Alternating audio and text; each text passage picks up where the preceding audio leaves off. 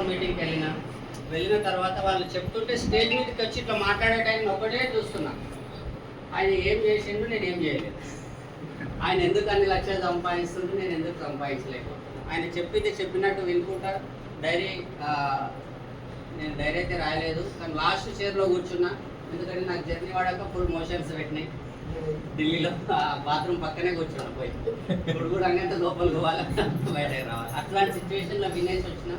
విన్న తర్వాత ఇక నాకు చెప్పడం నేర్చుకున్న, ఒక వ్యక్తితో మాట్లాడే విధానం మీద నేర్చుకున్న తర్వాత ఇవన్నీ నేర్చుకొని ఇక బిజినెస్ చేయడం స్టార్ట్ చేసిన. నెక్స్ట్ ఇయర్ నా ఇన్కమ్ 30,000, 60,000, 90,000, లక్ష, అట్లా 1,45,000 వచ్చినప్పుడు నేను కార్ తీసుకున్న వెస్టీజ్లో. ఫస్ట్ నా కారు WRD 13 లక్షల కారు. ఆ కార్ తీసుకునేటప్పుడు ఆ షోరూమ్కి ఒక హైదరాబాద్లో ఉన్న అన్ని షోరూమ్లోకి వెళ్ళిన నేను. నాకు సివిల్ స్కోర్ లేదు, ఉన్న ఇల్లు అమ్ముకున్నా కదా, కారు వెళ్ళారు. నాకు ఒక 3-4 నెలలు సతాయించింది. ప్రతి షోరూమ్కి పోతే సివిల్ స్కోర్ లేదు కదా, చెక్కులు బాక్స్ అయినాయి కదా. పరిస్థితి బాగుంటే చెక్కులు ఎందుకు పోతుంది. సో పరిస్థితి అట్లా 4-5 నెలల తర్వాత ఆ కార్ ఇచ్చిండ్రు. ఆ కారు కూడా ఎక్కువ అమౌంట్ కట్టాల్సి వచ్చింది. ఆ కార్ తీసుకున్న రోజు మీరు నమ్మరు, 1,45,000 నా ఇన్కమ్, కానీ పెట్రోల్ పోయినకే పైసలు వస్తున్నాయి కదా. పైసలు ఏం చేస్తున్నావు అంటే అప్పులు కడుతున్నా అన్నట్టు. అప్పులు కడుతున్నా, ఆడికాడికి నడుస్తుంది. వచ్చినాయి 10వ తారీఖు, 10-11వ తారీఖు వస్తే 12-13కి అయిపోతుండే అంతే. ఆ కార్ తీసుకునే రోజు షోరూమ్ ఆయన ఫోన్ చేసి, బాబు నీ కార్ తీసుకోపోని, ఇంట్లో ₹1 అప్లైన్కి ఫోన్ చేస్తాను. మీకు కూడా ఫోన్ చేసి ఆయన మా అప్లైన్ అంటే అప్లైనే. ఇక్కడ కూడా నాకన్నా పెద్ద, అప్పులలో కూడా నాకన్నా పెద్ద. 40 లక్షల అప్పు, 40 లక్షల అప్పు, అక్కడ కూడా అప్లై. నాకన్నా కూడా లేవు అని చెప్పి ఫోన్ మాట్లాడుకుంటూ వస్తుంటే నాకు బాగా గుర్తు. స్కూటీ మీద వస్తుంటే కొంపల్లి మెయిన్ రోడ్ పైన ₹2,000 నోట్ దొరికింది. ఆయన లైన్లోనే ఉన్నాడు.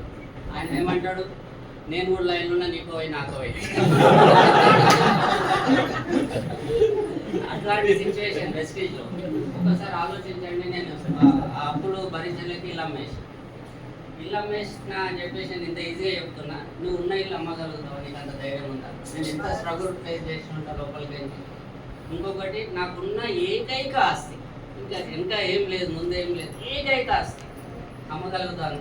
నేను ఎంత స్ట్రగుల్ ఫేస్ చేసి ఉంటా, ఎంత స్ట్రగుల్ ఫేస్ చేసినా దానికన్నా 1000 రెట్ల నమ్మకం వెస్టీజ్ విన్నింగ్ టీమ్ మీద ఉంటే అప్లై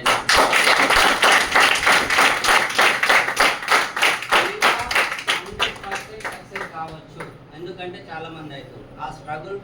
ఒకసారి ఆలోచించండి, నా పరిస్థితి ఎట్లుండొచ్చు మీరు ఆలోచించండి. ఉన్న ఇల్లు అమ్ముతుందంటే చుట్టాలు ఏమనింటారు, దోస్తులు. మళ్ళీ ఇంకోటి ఇల్లు అంటే వేయడం మా ఇల్లు హైటెక్ సిటీలో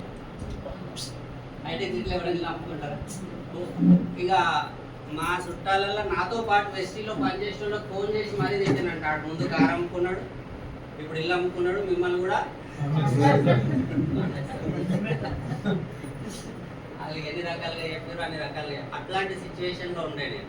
కానీ నాకు ఒకటే నమ్మకం, వెస్టీజ్లో సక్సెస్ కావచ్చు, కష్టపడు.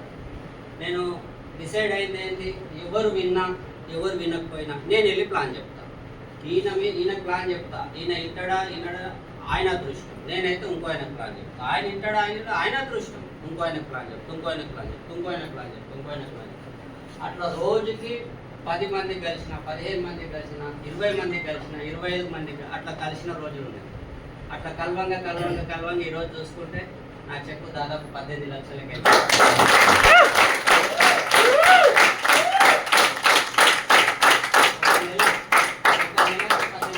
యావరేజ్గా తీసుకుంటే 15 లక్షలు ఉంటాయి. నా బెంజ్ కార్ ఈఎంఐ, ఇప్పుడు నేను బెంజ్ కార్లో వచ్చిన హిందూ పార్టీలో, దాని ఈఎంఐ ₹1,05,000.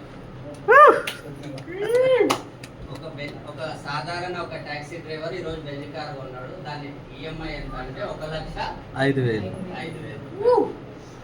ఆలోచించండి. వెస్టీజ్లా ఒకవేళ నేను ఇల్లు అమ్మిన రోజు భయపడి ఇంటికాడు ఉంటే, లేకపోతే దీని డిసిషన్ తీసుకున్న రోజు అవుతుందో కాదని ఆలోచన చేసి, లేకపోతే కొంతమంది వినలేరు కదా, వింటలేరు, నేను ఆపేస్తానంటే ఈరోజు బెంజ్ కార్లో తిరుగుతుంటేనా?